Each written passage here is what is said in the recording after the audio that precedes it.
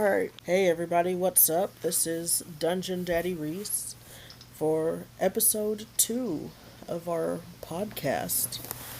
We missed last Monday. I had a cancellation with the guest I had planned to come on, and I had no material to fill an hour and a half of time with. So that kind of sucked, but we deal. We roll with the punches and we move on. Our guest tonight is Pickle. Say hi, Pickle. Hello. Pickle plays in our Wednesday Everwinter campaign, Rixia, the half-drow gunslinger goth mommy pinup. Very, very sexy character, very trigger happy as well. And in our Sunday campaign, Pickle plays Kaios, the as his namesake, chaotic tiefling cleric warlock, Yep. I believe. Yeah, very cute character. Very troublesome to me, anyways. Maybe not troublesome to the party yet, but definitely troublesome to me. So I try to keep it to non-too consequential shenanigans. It's non-consequential shenanigans. But it's with a cyclops. I'm not over it. I'm gonna make it canon. It's gonna happen. I'm not letting you back out. You can't back out now. Hey, I wasn't the one that chose the type of parties for my mansion. I just said parties. Well, you know what? When I think a bunch of rich people getting together and throwing secret parties in a mansion, bumping shoulders and rubbing elbows, I think Diddy parties, okay? So, Chaos now has Diddy parties in their mansion. Oh, because, historically, that's what rich people do when they party. They have big fucking orgies, you know? Yeah, there was the whole, what was it, the Hellfire Club? The hell, Ben Franklin the and Renaissance. a bunch of aristocrats were part of. Yeah. I mean, look at the Renaissance. Look at Marie Antoinette. God, historically, rich people. The only thing rich people do right is sex. Get honestly. freaky. They get freaky. They get down and dirty, and they stockpile 1,000 bottles of baby oil. I'm surprised Diddy didn't slip right out them handcuffs. Just slide away. Just whoop. like a banana peel. Just woo. So yeah. Yeah. And then Rixia started as a pinup. She was meant to be kind of like a somewhat updated greaser. That's where the gunslinger part came in, and kind of the way that she's styled as a character. But me being me, I was like, oh, this is a character that I think I would like to play, and then got into it and was like, well, I don't really like stigmatizing this character, and have faded away and don't lean into her appearance as much anymore. Yeah. But she's still very much got that sexual energy about her where she's like, I will seduce you. Yeah, she will, if the opportunity presents, she will definitely use her feminine wiles to her advantage. Absolutely. And we love a strong, independent dommy mommy. Not quite dommy mommy, but she is a very, I would say she's got a bit of a mommy personality.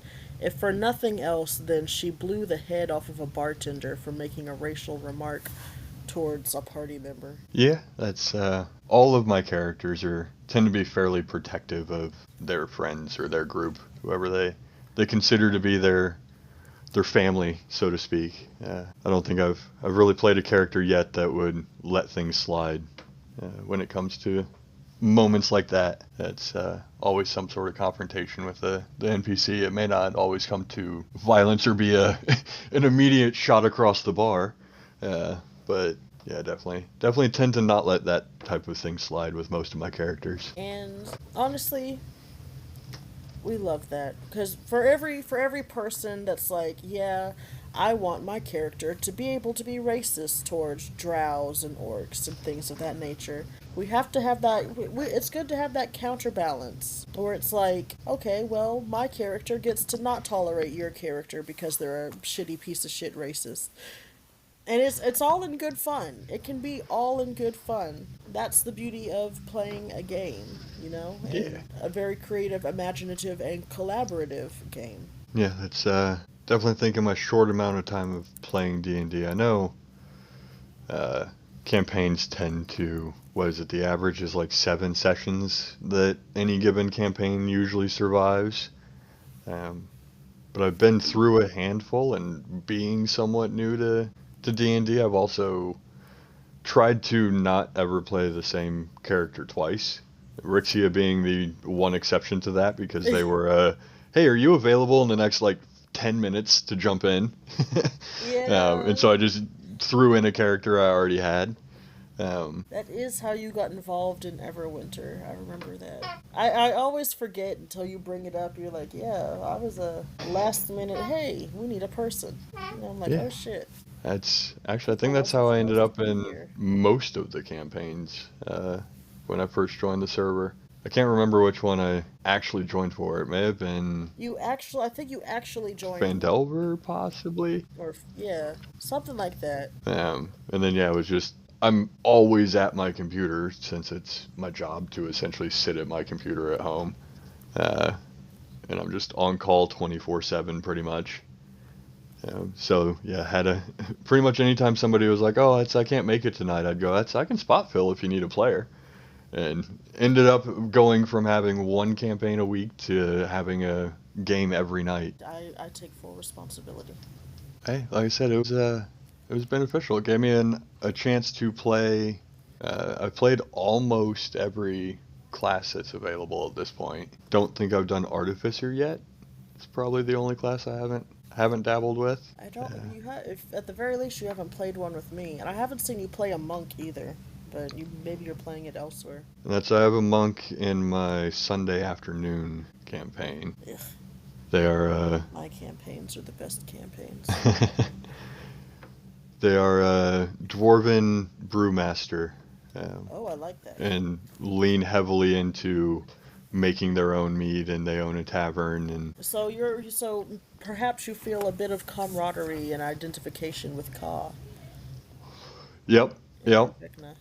very similar. Nice. So, what inspired you to create Rixia? Actually, let me not even get that deep yet. What got you into Dungeons and Dragons in the first place? Well, I heard of it through just being kind of generally nerdy growing up. Shortly after high school, a group of friends I lived with played, at that point in time, it probably would have been 3.5, I think. Uh, but God, I was we're showing our age. but I was knee deep in early World of Warcraft at that point in time, There was a and D so and I D before didn't get into that. D&D at all there. And then yeah, kind of over the years watching YouTube, things would pop up on the hey, our algorithm thinks you might like this, and it'd be clips from Critical Role or Dimension 20 or Legends of Evantris, stuff like that. Um, and kind of went down the rabbit hole of Critical Role stuff, and got to the point where I was tired of sitting at home listening to other people tell stories, and wanted to get a bit of social interaction without having to go out to the bar, go out and actually meet people face to face, because I have severe social anxiety I see. in real situations or real life situations. I So have them figured online too. Like, D and oh, D was a kind of way to dip the toes into the waters, and force myself to have some more social interaction and meet some new people that I normally wouldn't allow myself the opportunity to meet. yeah, you bring up social anxiety, and I'm like, I remember the first game I ever DM'd. I was so awkward. I was like, hi guys, it's me, Reese. Yeah, that's my most recent incident of it. I had planned for a couple months a 1,000-mile trip down to Florida for a camp out with a group of motorcycle enthusiasts to support a charity, and yeah, made I it about love it. halfway there, and then overnight sitting in the tent and being stuck in my own brain, talked myself out of it, and turned around and ran home with my tail between my legs. Because I didn't have the guts to go meet 300 new people in a weekend. Yeah, no. See, bike weeks are crazy, and meeting people is even more. Why do I need to meet more people? Why can't I just Keep the three people I know right now. Just like my mom, my grandma, and my kids. Okay, like that. It's, I hate meeting new people, but actually I can't 100% say that because I always enjoy when we've got new people coming in the server that are like, "Hey, I want to play in a campaign with you." I'm like, "Oh, sweet, bro." Yeah, yeah. I think that's another one of the benefits of D&D is it having those characters allows you, even if you do have a bit of that social anxiety, you can kind of hide behind the character, so to speak. Even if the character is based on yourself, even if you don't realize that you base the character on some of your own personality characteristics, it gives you that kind of mask to hide behind a bit, while still being social and being a social event. So we were talking about Rixia earlier. What inspired you to create Rixia, and when did when did you try to take her from, like, what made you try to take her from pinup girl to greaser babe? Well, she actually started as Greaser Babe. That's growing up. I was always infatuated with the Greaser culture, at least as far as movies went. It's a statement. Uh, It's a political statement. Not a lot of people know that about greasers. and it's one of my favorite movies, favorite books growing up was The Outsiders. Hmm. Um, so yeah, that she actually started as a greaser. And then the other influence for the pinup side came from a tattoo idea that I've had for years, where I want to get Sally from Nightmare Before Christmas, but zhuzhed up a bit and in more of a pinup style as opposed to the kind of ragdoll that she actually is Yeah, as a character. And yeah, so Rixia was the culmination or the combination of those two ideas. Um, more Rosie the Riveter. and then, like I said, the gunslinger came from uh, again, kind of following the greaser mentality of, they would have a like a switchblade, but I didn't want a dagger, um, and I wanted something that a quote unquote criminal or someone from the wrong side of the tracks might have. And a revolver was an available weapon in D&D that kind of fell into that category. And I have so many plans. I do. I have so many plans for Rixia and her gunslinging.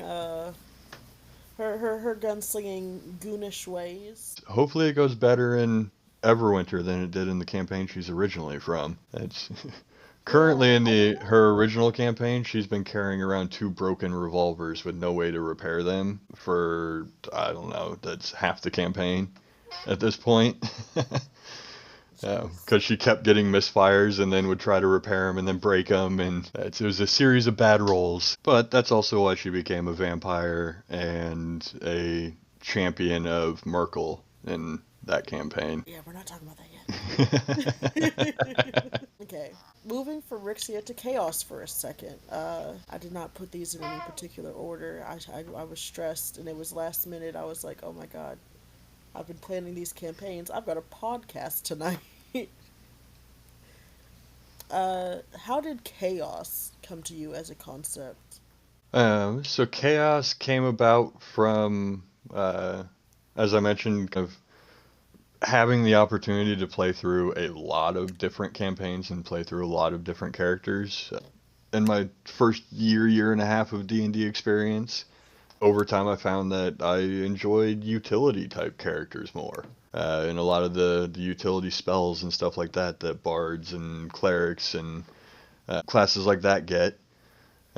So chaos kind of came about through that of, all right, let's see if I can make a character that I can pack as many utility spells into as possible.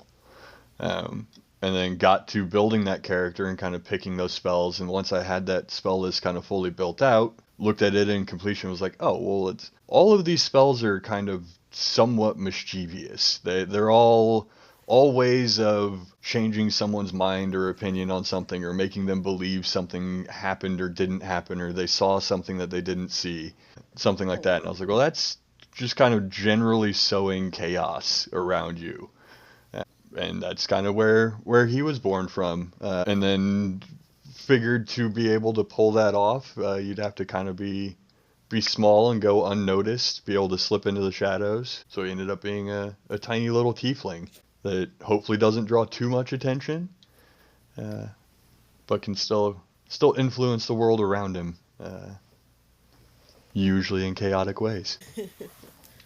So was he always meant to be like teeny tiny and a little? Chaos is a little soft.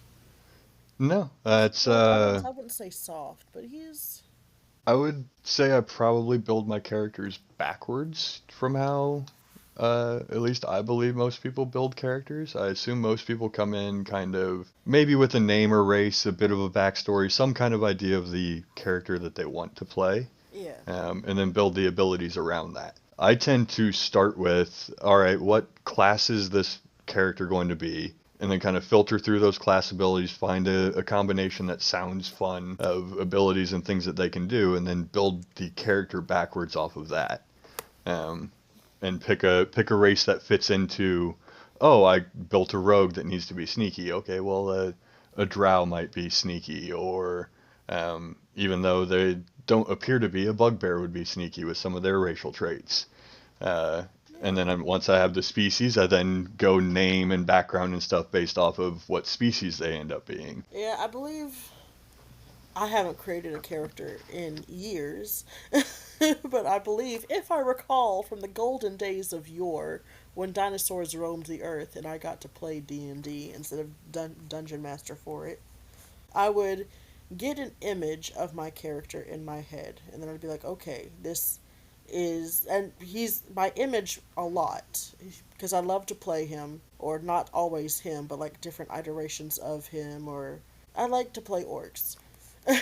I've always seen myself as an orc, as like a trans person, you as a trans male specifically. I've always wanted to play characters that are more masculine. And I look at orcs and I'm like, they're these big, beefy things with these big, huge tusks and a very warlike, almost barbarian background to them, at least traditionally. Now D&D 2024 rules, they're sweet as hell, but back in my day, orcs were bad.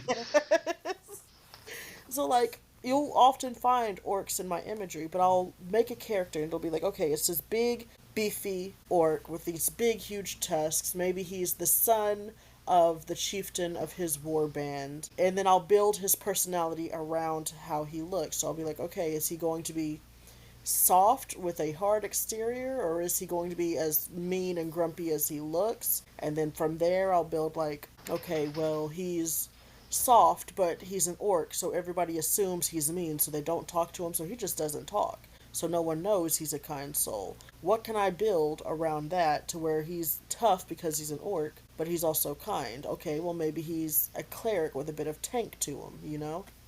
And then I just keep building and building and building off of that. And you do the exact opposite of. Yep. Yeah, like I said, I feel like I'm probably one of the few that do it the way that I do, and uh, yeah, most people would see it as building characters backwards. Call it psychopathy, but I'm not a therapist.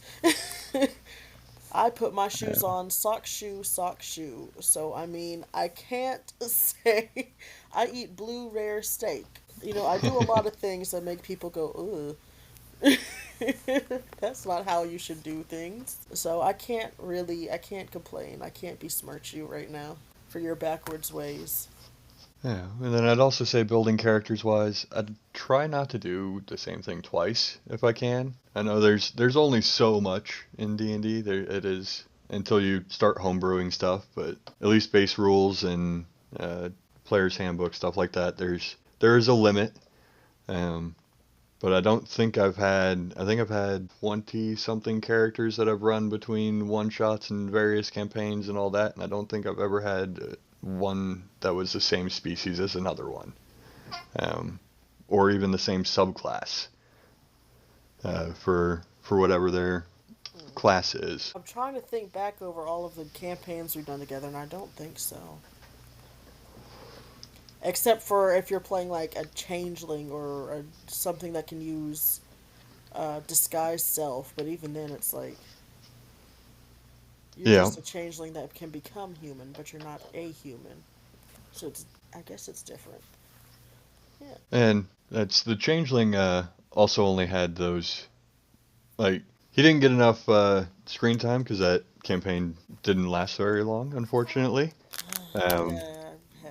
but yeah, he had the couple of other like established personalities, but he was also going to just turn into random people eventually. Yeah.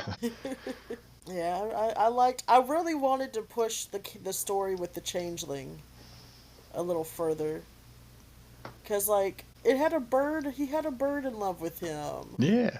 I miss that. You're making me miss it. Hold on, wait.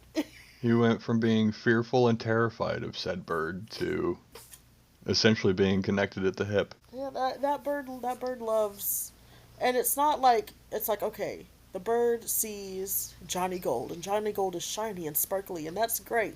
But bird loves horns and black skin and the dark and the normal. And who? God, I forgot his name. I've got all the names except for the original name. I know we had Johnny Gold, and then we had the human that was. I don't know. Tez. Yeah, Tez. There we go. It escaped me. It was there and then it was gone. And Yeah. Bird loved Tez when they weren't shapeshifted into someone else. That's when Bird was like, yeah, I feel a mating dance coming on. I can't control. And I tried to emphasize that like Bird was especially interested in just normal Tez. But we didn't get that far, and it is my fault, but sometimes mental health breaks have to happen. Yeah. I'm sure eventually I'll land on a character uh, that I repeat with, or kind of flesh out a bit more than most of my characters are. Because also, I'm sure as you noticed as a DM, I don't really do a whole lot of like backstory stuff. Usually with my characters, I tend to leave them pretty open so that way they can just kind of slot into anything. Yeah. Uh, but yeah, that's eventually I'm sure I'll land on a character where I'm like, no, I kind of like this one.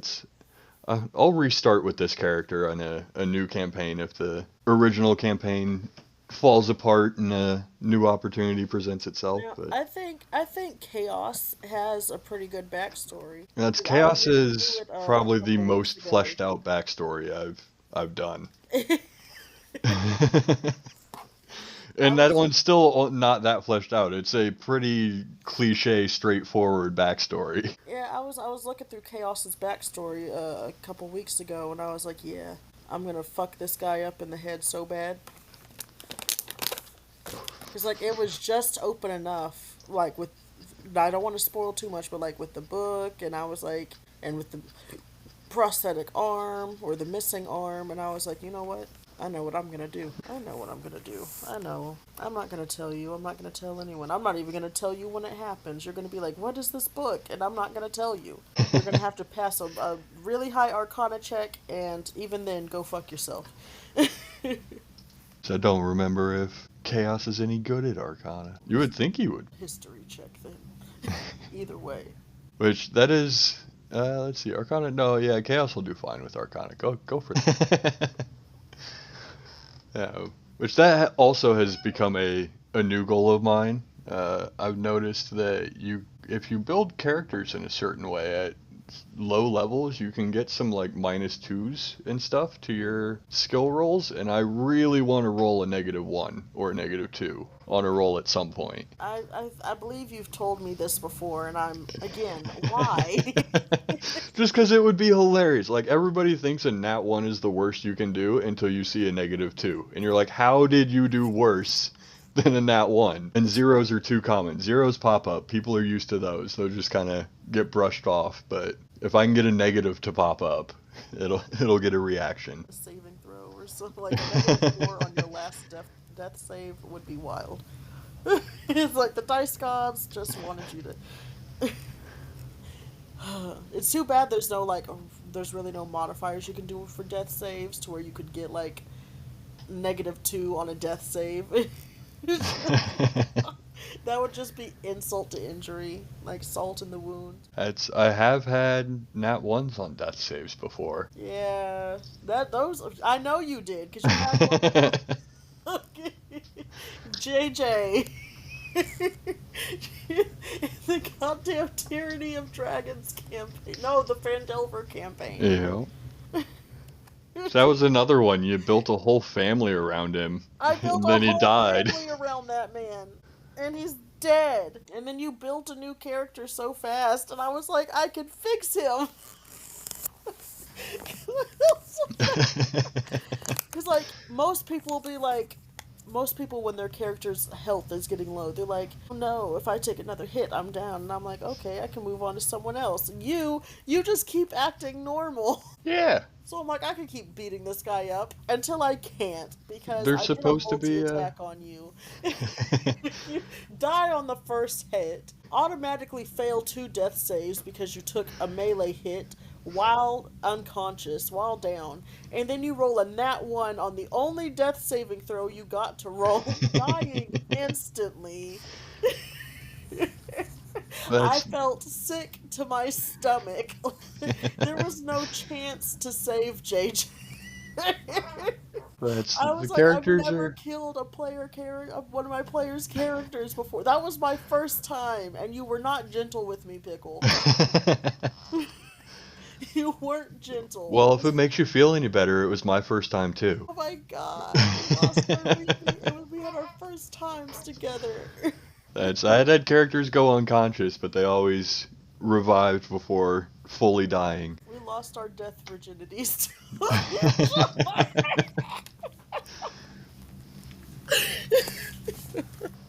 But yeah, that's the characters are supposed to be heroes. They're supposed to be adventurers, right? They're not at least to me, none of the characters are the people to run away. Yeah. They'd be the ones that stay in the fight until the end, which is why I stand there and I just keep on fighting and just keep going. It's like, well, we have healers in the party for a reason. That's other people have potions in their pockets. There are other ways to save me if I get knocked unconscious, but it's that character's job or duty more often than not to be there in that fight and stay in the fight as long as I can. So That was a night. I think that was one of the nights that broke me on that campaign. I felt so terrible. I was like, but I love Pickle. Sonny, that's I'm okay. My emotional support dog thinks I'm having a heart attack or something, I guess. That's as I've said before, I have no problem with any of my characters ever dying. At the end of the day, it's a game, and more often than not, when a character goes down like that, it leads to more storytelling opportunities and more character development for the party as a whole. That's if everybody just always walked through every combat, or every party walked through every combat and never had any There's nothing challenge on the or line. any consequence, they're gonna get bored eventually, or overly cocky and need smacked and shown that there are consequences. Exactly. So And I think a week or two after I killed JJ, totally unrelated, I did a total party kill on the Tyranny of Dragons campaign, and you were there for that one too. yeah, well, that one was also arguably the player's fault. Yeah, I mean, I That's was like, hey, they're we were coming. very strongly warned to run, and all of us were going, "Ooh, shinies! We want the Yes, loot!" And yes. we I was like, hey, people are coming. They're stronger than you. And he was like, if I could just pick up these gauntlets. And she was like, no, I'm rummaging through stuff. And then everyone was like, no, we're staying in the cave. And I'm like, okay, bro, the people are here, but they're going to let you surrender first. Nah, fuck it, we ball. Why? Why? which there's nothing wrong with doing that, but if you're going to do that with your character, you have to accept the consequences. That's and I get why there was the kind of backtrack in the timeline in that particular campaign, but I was like, now that they understand. Because, honestly, I was very close to just letting the TPK stand and making all the people who died. Because I think the only people who didn't die were you, Kayron's character, and maybe Meep's character, or Thex. Was it Thex's character that came out?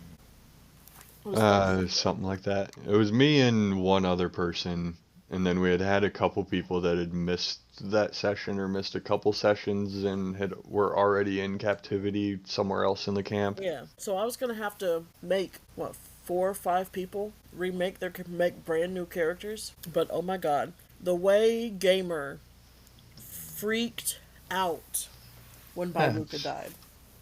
Wait, I don't know how much I told you about it because I know he I don't need freaked the out story. in Nobody, the voice no call reason for the to, game. Hmm?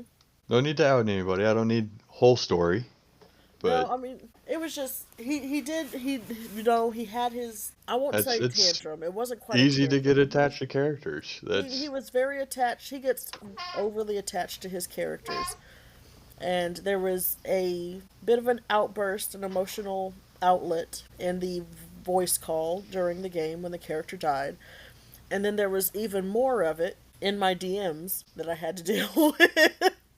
And I was like, okay, this is overwhelming for me. And then I felt bad, so I was like, all right, I'm going to give everyone another chance. Long story short. So that's when I started boiling up the plan to have everyone basically have a come to Jesus and be like, hey, listen, don't fucking do that. yeah. This is your one. Everybody gets one. Everybody gets one. And if you do it again, well, have a character sheet on standby.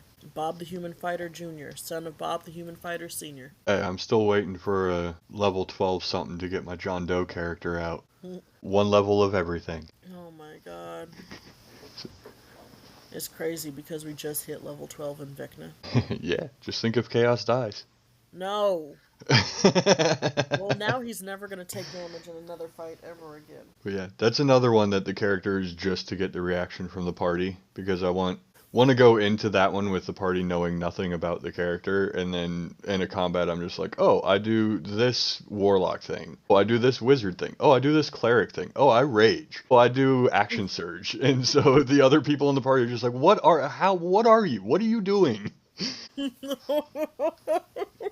Yeah, I'm gonna bonus action rage, so I get to hit 3 times. Yeah, now I'm gonna action surge, so I can get another.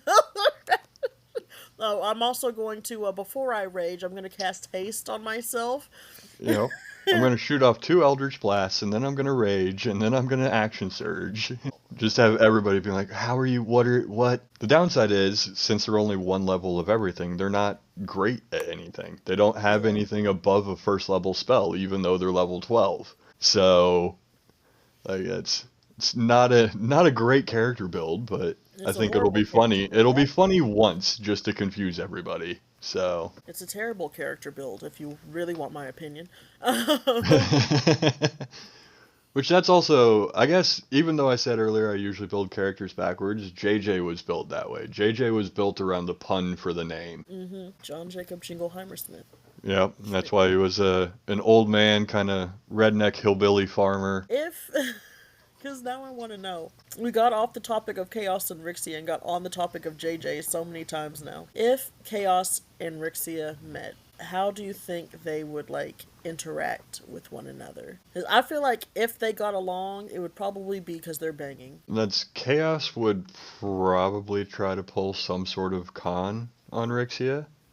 Whether that's trying to sell her something at an inflated value or get her to buy tickets for some type of like traveling circus that's not actually coming to town or something like that. And then depending on whether Rixia bought it or not, since she's also somewhat in the criminal world herself, if Rixia discovered that someone had kind of gotten one over on her, she would probably immediately try to execute Chaos. I was thinking, like, they would either be banging or Rixia would blow Chaos's brains out. Yeah. I was thinking that. Which could apply to the first situation, too. I was like, they either will get along or they won't. And either way, it will be taken to an extreme. Yep. Which, what is Dungeons and Dragons for if not for the extreme? On God. You're fighting dragons. You're fighting eldritch horrors. You're fighting the devils of hell. Like, everything else is extreme.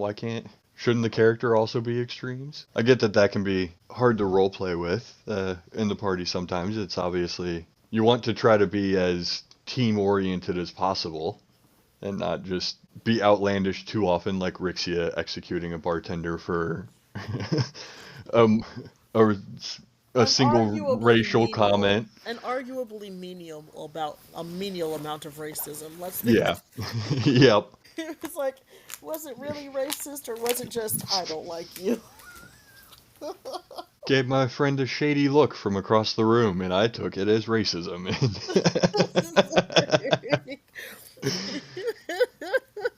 So Oops, yeah, now you you're obviously dead and your can't family escalate has like no that income. all the time and always live in the extremes, but yeah, part of the fun of the game is having that ability to go, all right, well what would happen in this type of situation if you did do the extreme choice? Let's find out.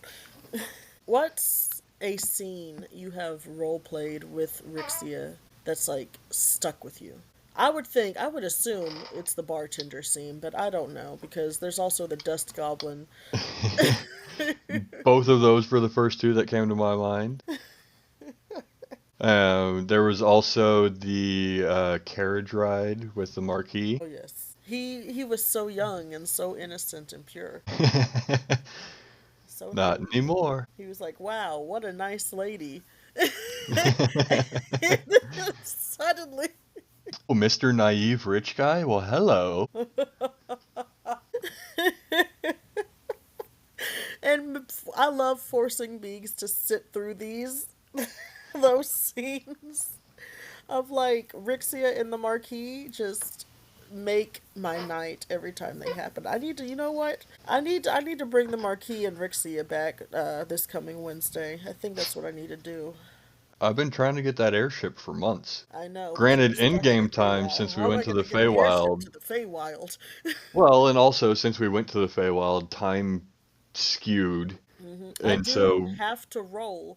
That's what I'm going to do this coming Wednesday is we're going to roll on the table to see how much time, if any, passed while y'all were in the Feywild. So yeah, gird so your it's very loins. likely that it's only been what, like 4 days in It's game as it is as since I was likely. told I would be given an airship. So It is just as likely it's been 4 minutes as it is likely that it's been 4 years. yeah, so and Oh no. knowing how the roles go in that particular campaign for us, I'm gonna go on the side of it's been like 4 minutes, Hmm. which means there's no way that the airship would even be done. So She's gonna be so pissed off. She's gonna be like, I was in there for 2 weeks. I was gone for years. What do you mean? Oh Do you god. see how many gray hairs I have now? Oh god. Oh god. Which that was another character concept of Rixia that got dropped very quickly. She was originally supposed to be very, very concerned with her looks and like always fixing her hair and her makeup and very vain and Yeah, I noticed that. I think around the Dust Goblin incident is when that kind of fell apart. Because she went into that lighthouse fixing her boobs and her hair, and then she left that lighthouse like, I have shit in my hair, I don't care. I've got goblin juices all over my face. Like, I need a which hot bath. I need a soak. that one was also that whole situation was just like I don't it wasn't necessarily revenge. It was just being petty on Rixia's part No. because the who was it Tinker Yes. at the Marquis's house was going after her was like don't know if he was necessarily attracted, but he was fond of Rixia. And then Rixia ended up with the Marquis and then got to meet Tinker's mom. It was like, oh, well, I can kind of poke the bear, so to speak, by diving into this situation. Yeah, I like Tinker. Tinker's an acquired taste, but he's one of my favorite NPCs that I've gotten to become for a little bit. Just because he's such a dick, dude. And it's, yeah, me, Pickle as a person, love Tinker as a character, but Rixia's interactions and her as a character, she would have been, like I said, kind of more Yeah. dismissive, and then when Tinker kept pushing it, she would have been like, all right, well, I have to do something to kind of like show him, be like, hey, no, there's not a chance. Sorry. Tinker is definitely like a high school bully where he's like slapping your books out of your hand and then the next second he's like, "Hey, you want to go out on a date?" They punch you because they like you. Boys beat you up because they have a crush on you. And I feel like he embodies that. And it's like, you know what? That is what guys like that deserve. They should get their moms fucked. Uh, That's and then you don't tell them about it, so that way the next time they're at Thanksgiving dinner or whatever, mom's just like, "I met the most wonderful person." I'd like to introduce you to your new stepdad. It's just the dirt, the fucking Stephen Hawking at school you've been bullying. It's fucking your mom. Jesus Christ. I would love to do that to someone. I would love to just bang someone's mom, honestly, just out of pure spite. So I never went that far in real life, but yeah, that's I was definitely that type of person. Like if somebody picked on me growing up or going through school or anything like that, I was always the slow game type of person of, all right, that's well, I'm gonna do this, this, and this, and this, and you may not even realize it was me that fucked up your day, but you're gonna have a real shitty day here real soon. We talk a lot about Rixia's antics and her attempts at perfection and then her movement past the perceived perfectionism. What is she afraid of? What does she fear the most? Uh, Character wise, that's I would say she's worried or fearful of not being known and remembered. She wants to leave her mom. Yeah, that's she wants her name to live on after her, or better yet, not expire, uh, and be able to live up to her name or create that name and then hold that image for longer than normal. Even though, as a half elf, she'll have a longer life than normal to begin with. And I was The thinking fear how of fading away and becoming non-relevant uh, would be one of her biggest fears. I was thinking how beautiful that is because like even people who are pretty much perceived to be immortal, like elves and half elves, have a fear of their own mortality. And you don't see that a lot in people that are playing elven and long lived characters like dwarves and elves and fairies, even. Gnomes. You don't see a lot of the mortality because even though they're arguably eternal, right? They can still die. Like they can a mind flayer ship could descend right now and just turn them into a monster and they would lose themselves forever. Like they could become deceased in one way or another. They could be killed in battle. They can be assassinated. Just because they won't die of old age doesn't mean they won't eventually pass on. And, there's a saying that you die two times. Once when your body expires, and the second time when someone says your name for the last time. Yep. And I think it's beautiful that Rixia's biggest fear is like that permanent death of someone's going to say her name one last time and then she's not going to be relevant anymore. Yeah. And that's even in the campaign she's originally from. That's her main goal there also. Her main It's goal that is to blow up and act like she don't know nobody.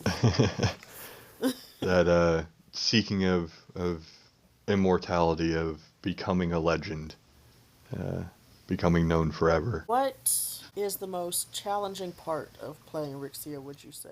I'm not a female that has any idea how to I wasn't. not very chauvinistically describe how I want her to appear as a character. I know I have stereotypes. I have the men's perspective on it, so it's difficult to walk that line of, oh yeah, she's an attractive woman that will use her attractiveness to her advantage when she can without just objectifying the character. What's the most. Okay, so the most challenging part of playing Rixia is that you have a winky. Uh, That's what's, what's the most fun part of playing Rixia? that I don't have a winky. And die. Stop.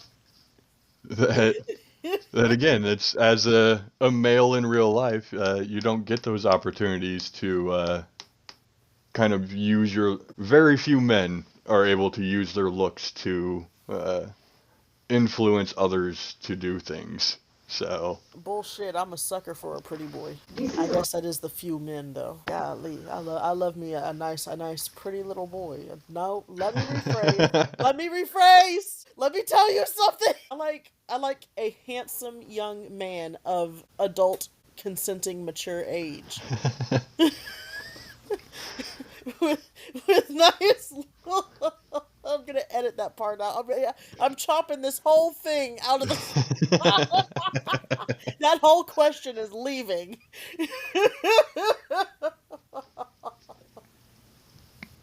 Jesus Christ, I need PR. Someone needs to script me. I need to be on a script. I can't be let loose like this. Jesus Christ. how will we ever get monetized with this kind of... I'm gonna attract the wrong crowd. This is the battles, dragons, swords, and magic type of BDSM, not... Oh my god. Diddy, what are you doing here? Why do you have so much baby oil? Jesus Christ. Oh my god. 1,000 bottles! Why? I'm just thinking about that. Like, why? Big house. Oh my god. Oh my god. 1,000 bottles. Like, how many people did he think was gonna show up to this party? Surely not 1,000 people. Gotta get that, what would it be, Costco Platinum card somehow. The goddamn he's a member of Sam's Club. He gets it in bulk. That's what it was, Sam's No, I'm Club. sorry. He's P Diddy. He definitely goes to BJ's. Jesus. How do you so? I'm sorry. How do you get yourself in character with Rixia? Like, do you have a ritual or like a little thing that you do, or is it just I say the intro, I do the recap, and then now you are okay? I'm Rixia now. Yeah, I'm very in the moment. It's not even necessarily like you do intro and recap. It's somebody says Rixia's name, and my brain goes, all right. Wow. It's just instantaneous. Like, it's just Yeah, last minute.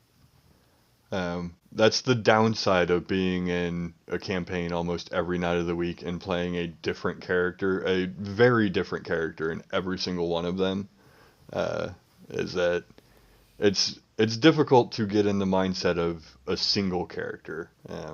Doing something like that for me and fully jumping in would take quite a bit more effort and time to kind of get that deep into the character, and I jump between so many of them that I tend to just try to do it in the moment, which is also why a lot of my characters, unfortunately, will backtrack on themselves or contradict themselves from time to time. I hope no one can hear my dog snoring. Well, now that you pointed it out, everybody can because we're listening for it.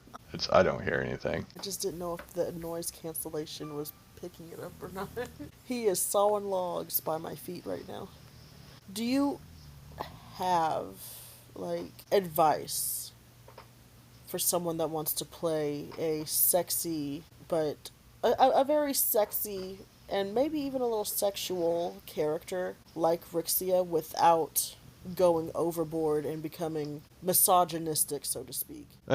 Like anything else, that's everything in moderation. Yes, that is maybe part of the character's personality. It may be something you want to highlight, but you can't highlight it in every interaction. It's a pick your battles, so to speak. That's if you're just going around always, I'm showing off the goods, flirting with everybody, it gets kind of stale and old and becomes a trope pretty quickly. But if you try to limit it and pick those battles and aim for specific NPCs, or depending on the party you're playing with and the people you're playing with, other player characters, depending on how the vibe of the campaign is. Just try to limit it and Okay. and use it when it's advantageous, as opposed to just relying on that as a character trait. It's like salt. It can be used to enhance the flavor of food. But if you rely on just throwing salt in your food to make it taste good, it's not going to have any real substance to it. Yeah, You've that's gotta another have good other analogy. spices in there. And you can't just, and you can overuse salt. You could put too much salt in something and now it's ruined. And that goes with any character Hell yeah. trait. It could be for your militaristic characters that have always been in command and want to try to stay in command. It could be your Byron. quieter, shy characters that don't want to talk to anybody. It could be even your chaotic characters like Chaos. Yeah. Like I mentioned earlier, I tried to keep it to non-consequential chaos, even though it is chaotic. It adds a little bit to the moment. It doesn't derail the campaign too much or take too much time out of the session and put us completely off track. Yeah. Hopefully, Because um, at the end of the day, chaos is still there to save the fucking world. and And at that's the all the end of the time day, for. everybody's there to have fun. The other people Yeah. playing the game, everybody's there to have fun, and it can very quickly become not fun when any particular character trait is leaned into too heavily by a player. So yeah, just everything in moderation, even if it is your character's defining trait. Uh, don't use it all the time. So, what is. I know Rixia's favorite weapons are obviously her revolvers. But, like, does she have a favorite revolver? You know, like, has she named one? And what is the story behind Rixia and her guns? She only has the one currently. Oh, I thought she was a double revolver, a double handgun. Just double Okay. checking my inventory. I think it's only the one. Yeah, just one revolver, a rapier, and a whip. Yeah. Which she never uses the whip. But has she named the revolver? And what's the story behind her and her gun, her Well, firearm? along the lines of me not doing backstories, Oh, here we go. we're gonna make one on the spot. So here's some new lore for Rixia. Uh, her gun was given to her by one of the pirate captains that she met when she was on Darktoe Isle uh, before she came to Keep going. I forget where she met the party at. I think it was Neverwinter, just outside of Neverwinter. No, she met the party in Nicodranus. Nicodranas. I was close. It had an inn. Wow. And the campaign is Everwinter, so It is Everwinter, um, which is but the yeah, exact that's opposite of Neverwinter. I know in her backstory currently it says that she left Darktoe Isle due to a love triangle that fell apart. So we'll say it was a gift from one of the pirate captains that was a part of that love triangle. Okay. You go ahead and write that in there. Go ahead and write that down, Pickle. Write it down. All right, all right. People are gonna want what they want now. We'll add the third sentence to Rixia's backstory. On God, and that's how you build a character. Which that's also one of the reasons that I like to leave the backstories open, because then it gives me as a player the opportunity of, like, when another player's like, "Oh, well, where are you from?" I can kind of make it up in the spot on the moment, or if they ask about something, I can, depending on the mood of that session that night, you can tell a story that adds to your backstory. Whereas if you have a fully detailed, hammered It, out backstory, you have way and less flexibility. you have to add that to your backstory. What we just said, we have to go through with it because now our two fans that watch the podcast every week are going to want to know. They're going to want updates. They're going to want updates with Rixia and her ex-pirate lover, pirate ex-lover. They're going to want to. They're going to want to know, like, oh my God, did they fall in love again? Did she go back to him? What Did about she the leave the Marquis? marquee? If she went back, did she avoid the Plank King? Oh my God, the Plank King. Is he the Plank King? Was he one of the ones in the love triangle? Oh my God, what if they get along? Our two fans are What gonna if the have to know. Marquis So was now we actually have the to Plank follow King through. all along? On God, But yeah, that's, again, like I said, that's why I leave I'm my back. scribbling all this shit down. Yeah, that's one of the reasons why I leave my backstories fairly open. Is it allows me as a player to kind of flesh them out in the spot if needed, and it also allows the DM to go, what about this? This fits well with the story. Do you think that this would fit with the character? And more often than not, I'm like, yeah, that sounds perfect. I hadn't thought of that, but sure. And then you end up with a character that feels more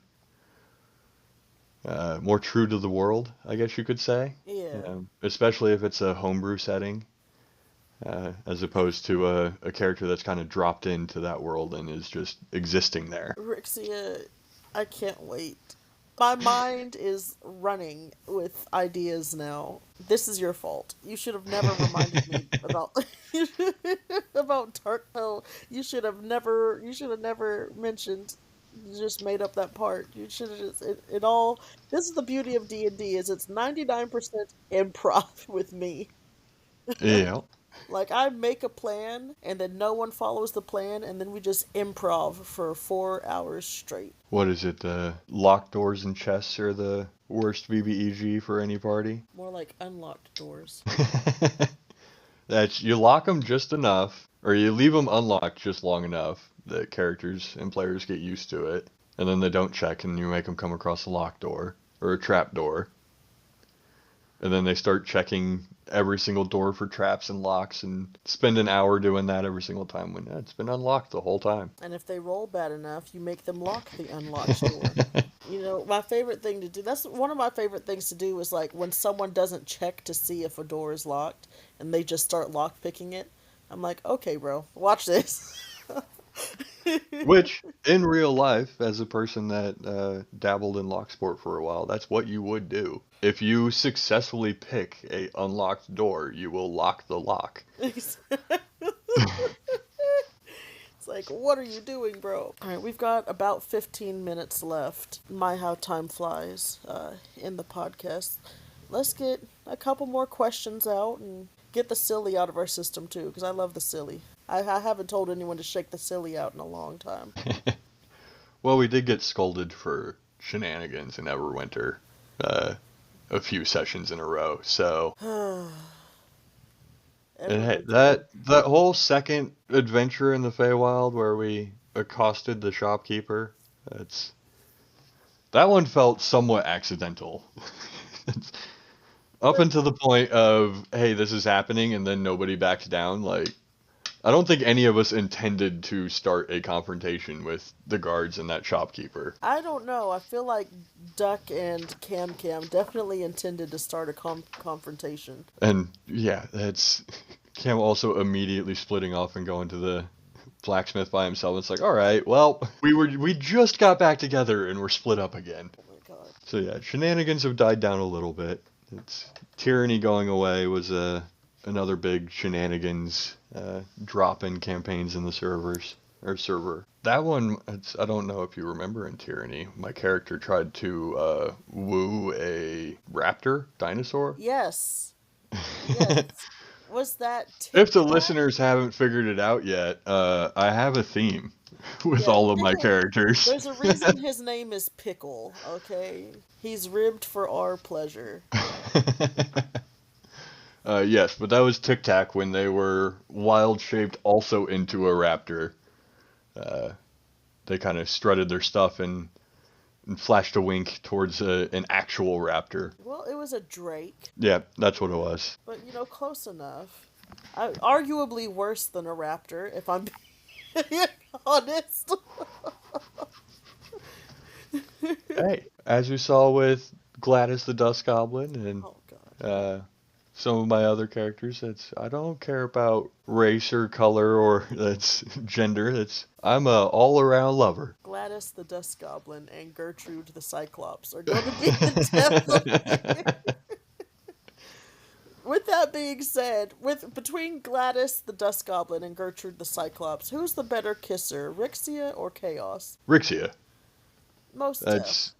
There is a strong likelihood that outside of the parties, I don't know if we want to establish more lore for Chaos, but I was thinking it would be kind of funny if, even though Chaos hosted the parties, he still kind of always struck out at his own parties, and so he's, even though he's barked up a lot of trees, and he has this outward persona, this outward perception of being this kind of Hugh Hefner playboy, that he's actually never done anything, never actually made it to home base. Oh no, Chaos! Oh no, he's Malibu's most wanted.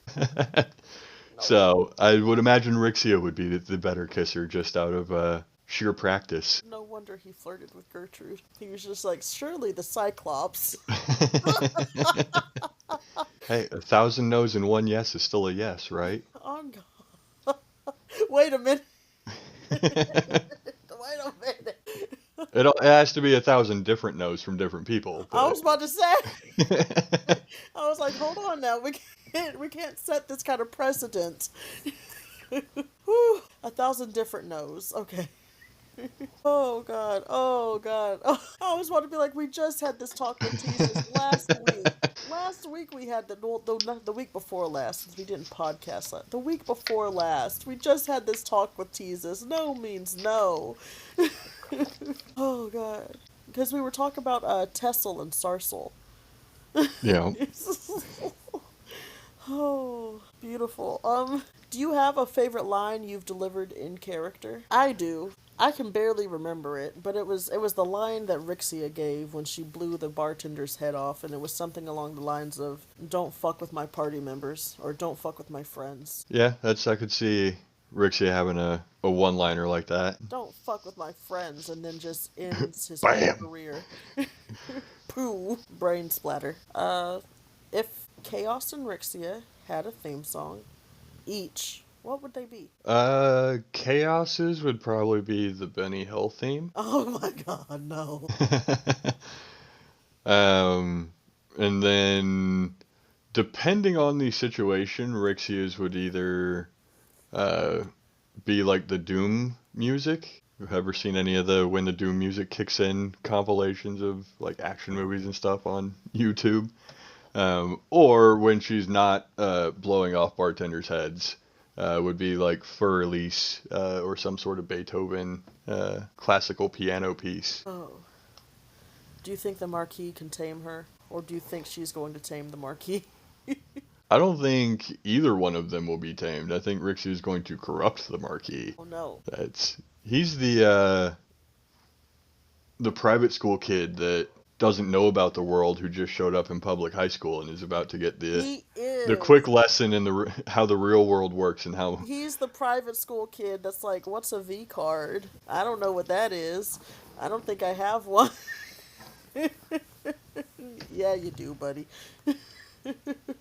Oh, no. The Marquis, I like the Marquis because he's just so, like, he's a wizard, right? So he's super fucking intelligent. He's so fucking smart. He's book smart, but he is not street smart, and he is not intellectual when it comes to the fairer sex, and he's not a wise man. He's smart, but he's not wise. Yeah, I've met plenty of people like that throughout my life that, yeah, you can tell that they're insanely intelligent, but because of that intelligence, their social skills are severely lacking and their world experience is lacking. And yeah, it's always fun to show those types of people some of the more exciting things in the world. Show them that, oh, the things that you've been told are big, bad, and scary your entire life aren't actually that scary. See? It really be do true. You know, it really be do. Who is your favorite NPC? I think I know the answer, but who's your favorite NPC in both campaigns or either campaign? It don't matter. I gotta look at notes because I'm terrible with names. Lord, describe them to me. Umberto in Vecna was a favorite. And then one of the Wizards 3, not Mordecai, not Tasha, Illustrial. So Illustrial is in Vecna. Vecna, yes. So who from Everwinter, if anyone? And then Everwinter would, of course, be the Marquis as one of them. Who was the I can never remember which one it was. Poe / Anacon's baby mama, wife, girlfriend. Alora? Alora. Oh my God. I fought to get rid of her. I really did. I was like, you are not about to run through this woman. This is a strong, independent woman right here. She's about to go fuck the Winter King and make him see reason or something, anything. Yeah, but yeah, I liked how Laura just kind of got fed up with it. Eventually, it was just like, that's not, nope, that you guys go, I'll catch up. And she was like, yeah, go on, and I'm not about to be tossed around by you two. Yeah, and then like I said, that's me as a person. I like Tinker was a entertaining character. Yeah, even though player or yeah, actual character wise, none of my characters would be drawn towards Tinker as a friend or anything like that. Alright, we have 5 minutes left before this podcast is over. Let's do a little lightning round. What snack would each character bring to a party? Rixia is going to bring some type of like black licorice, or something along those lines. Chaos would bring like a rock candy, or some type of hard sugar treat. Nice, I like both of these. Describe both characters in 3 words each. Rixia would be pinup, bombshell, gunslinger. Chaos would be conman greedy, tiny, Virgin. virgin. Yeah, Oh, con man, greedy virgin. I love that. That's very, very soprano.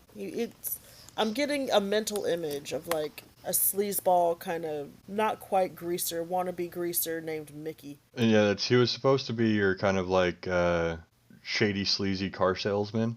It's kind of what he ended up being. That kind of, or I guess like snake oil salesman of try to sell if anything he has, he'll try to sell you. Dagger or pistol? Pistol. Favorite spell? Prestidigitation. Of course. Gotta clean up the messes he's not making.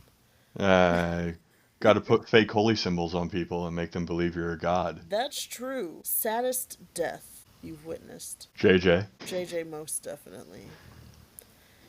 Dice jail, real or superstition? For digital dice, superstition. For actual dice, real. Really, what's the separation? Just like I know only just real enough dice about have the most. programming to know that it's not truly randomized for digital dice. You can't fully randomize something like that. It's always going to compute out into a pattern. Real dice have way more variables between weight and atmosphere and all that. That's who knows. You could have rubbed one side of it thinking that it was lucky and misweighted the dice. Oh my And god. so it now rolls bad for you, and it does actually need to be in a dice jail because it's off weight and. Oh my god, it needs to be punished for being used too much. Would Chaos survive in Rixia's world? No. Would Rixia survive in Chaos's world in the Vecna campaign? I think Rixia would thrive. She would probably, unfortunately, be part of the cult, but Jesus. that's why she would be thriving, is she would be, in her mind, picking the winning team. Okay. Moral compass alignment you love but never play. Evil, like true evil. True evil, so like neutral evil or chaotic evil, lawful evil. And that's, yeah, I'd dabble in like a neutral evil or a chaotic evil, but it's tough to have a character that's always against the party and being truly evil with everything and every decision that they make. Which character is more like you? Between Rixia and Chaos, probably Chaos. That's all the time we have for tonight. Just in time too. It's 9:30 now. My time anyways, Eastern. It was nice to have you on the podcast, Pickle. Yeah, it's the first podcast I've ever been on, so. Nice. Second for me, but that's because I had mine with teases. Yeah, looping back to that social anxiety, doing a one-on-one conversation like this has always been intimidating, but Not feel with like me, we've because I'm known with each other you. long enough that it's not the same as like being a guest on just a random podcast that you're a fan of or something like that. Hell yeah. Alright, well, we're gonna say goodnight to everyone. Good night, everyone. Good night, everybody. I love you guys, and thank you for listening to us tonight. And doggy snores. Please, please, please, please, be excellent to each other. Good night.